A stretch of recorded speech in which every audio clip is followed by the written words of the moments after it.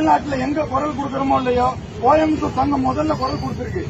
எமர்ஜென்சியா கூட 9:50க்கு மீட்டிங்கை கூட்டி 10 மணிக்கு அனௌன்ஸ் பண்ணி பாய்காட் பண்ணிருக்காங்க.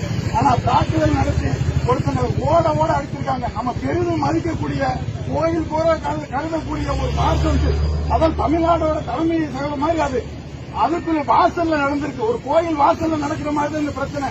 அதே கோயிலுக்குள்ள பூண்டு அடிச்சிருக்காங்க. இதை கூட கண்டிக்காத இந்த வழக்கறிஞர் செய்யறதை கடுமையா நான் கண்டிக்கிறேன்.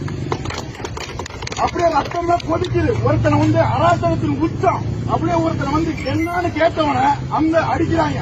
பைக் அப்படியே ரோட்ல அப்படி திருப்பி விடுறான். கண் முன்னு தெரியாம அடிக்கிறான். இது யாருக்குமே ஒரு அநியாயமா தெரியலையா? இல்ல இதை தட்டி கேட்க நமக்கு திராணி இல்லையா? அவ்வளவு பயமாக்கி விட்டாங்கன்றதுல இத்தனை வீரமுக்கு இந்த வழக்கறிஞர் அனைவருக்குமே நான் நெஞ்சாம பாராட்டோடு நன்றியை தெரிவிச்சுக்கிறேன். ஏன்னா அத்தனை இதை தாண்டிதான் நீங்க வந்துட்டு இருக்கீங்க. வர்றவங்களுக்கு எத்தனை எதிர்ப்பு. என்னப்பா நீ அப்படியா, நீ இப்படிப்பா, இதுக்கே ஜாதி சாயம் பூத்துறீங்க.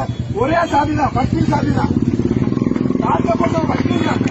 இதுக்கு நடவடிக்கை எடுக்காத போலீஸையும் தமிழக அரசை கடுமையானது கண்டிக்கிறேன்.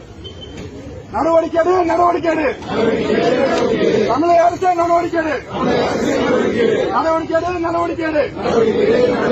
தமிழக